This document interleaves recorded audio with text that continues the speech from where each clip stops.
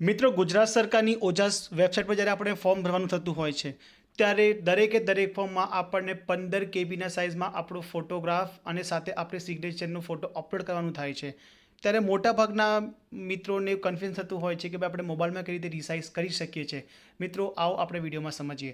સો આપણે સૌપ્રથમ આપણા મોબાઈલમાં ગૂગલ ક્રોમને ઓપન કરી લેવાનું છે અને ગૂગલ ક્રોમને ઓપન કર્યા પછી આપણે સર્ચ બોક્સમાં જઈને સિમ્પલી આપણે સર્ચ કરવાનું છે આઈ એમ રિસાઇઝર. એકચ્યુઅલી મિત્રો, મેં પહેલાંથી સર્ચ કર્યું એટલે મને દેખાઈ રહ્યું છું, તમને નામ બતાવી દઉં છું હમણાં. સો આપણે સિમ્પલી જઈને સર્ચ કરવાનું છે imreesizer.com.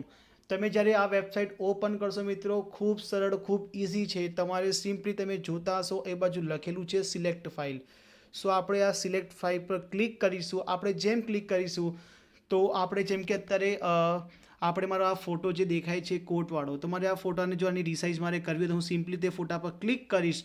ફોટો ક્લિક કરીને આપણે અહીં બાજુ ડન કરવાનું છે. આપણે જેમ ડન કરીશું તો તમને કંઈક સરફેસ આવું દેખાશે.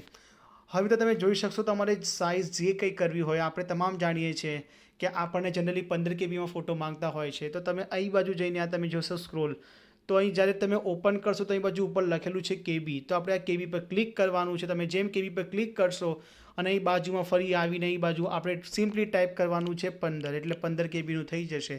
અને મિત્રો, આપ તમામ જાણતા હશો કે મોટાભાગે આ ફાઇલનું જે ફોર્મેટ માંગવામાં આવે છે, ફોટોનું ફોર્મેટ માંગવામાં આવે છે, તે JPG કાં તો JPEGમાં માંગવામાં આવે છે. આ તમામ વસ્તુ તમે અહીં જોઈ શકો છો. સો મિત્રો, આપણે અહીં બાજુ JPGમાં જ આ ફાઇલને રાખીશું. ને મિત્રો, તમે જોઈ શકો છો, તમે ઉપર આવશો તમને અહીં બાજુ દેખાશે નેક્સ્ટ ડાઉનલોડ. સો આપણે સિમ્પલી આ નેક્સ્ટ ડાઉનલોડ પર ક્લિક કરવાનું છે. તમે જેમ ક્લિક કરશો તમારો ફોટો તૈયાર થઈ જશે અને ઓટોમેટિક તમે ડાઉનલોડ કરી લેશો. મિત્રો, તમે જોઈ શકો છો ઉપર લખેલું છે ફાઇલ ડાઉનલોડ. તો તમે સિમ્પલી જઈને ઓપન કરશો તો તમને તમારો ફોટો ડાઉનલોડ થયેલું દેખાશે. મિત્રો, આપ તમામ જાણો છો કે જ્યારે તમે 5-10 MBનો ફોટો જ્યારે રિસાઇઝ કરો છો તો સીધી વસ્તુ છે કે તેની ક્વોલિટી થોડી બગડશે, પણ આપણને આટલો બધો આનો વાંધો નથી આવતો. તમે જ્યારે 15 KB ફોટો કરશો તો ઓટોમેટિક સહજ સમજી શકાય છે.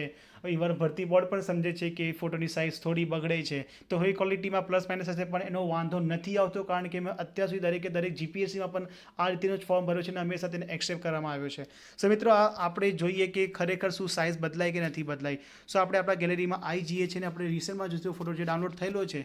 સો આપણે આ ફોટોને જોઈને આપણે એની મોરમાં જઈને પ્રોપર્ટી જોઈશું, તો ડિટેલમાં જોઈશું. તો મિત્રો, તમે જોઈ શકો છો અહીં લખેલું છે 14 KB. સો મિત્રો, સિમ્પલી આપણે આવી જ રીતે આપણે જો આપણા સિગ્નેચરનું પણ કરવાનું છે તો તમે જોશો અહીં બાજુ ઉપર લખેલું છે અપલોડ ન્યૂ ફોટો. તો આપણે ફરીથી અહીં બાજુ ક્લિક કરી લેવાનું છે. આપણે જેમ ક્લિક કરીશું ફરીથી એ જ પ્રોસેસ કરવાની છે કે આપણે સિલેક્ટ ફાઇલમાં જઈશું. પછી જે આપણી સાઇન છે, કારણ કે હવે આપણને સાઇનની જરૂર પડશે, આપણે સાઇન પર ક્લિક કરી લેવાનું છે, જે ફોટો આપણે પહેલાંથી આપણા કેમેરામાં પાડી રાખ્યો હશે. સો આપણે આને ક્લિક કર્યા પછી ડન કરીશું અને એ સેમ જ પ્રોસેસ કે આપણે નીચે જઈશું, ફરીથી આ જે MB લખ્યું તેને આપણે KB કરી દઈશું, કારણ કે આપણી જરૂરિયાત KBમાં છે. અને પછી આપણે સિમ્પલી મેન્યુઅલી 15 ટાઈપ કરી દઈશું.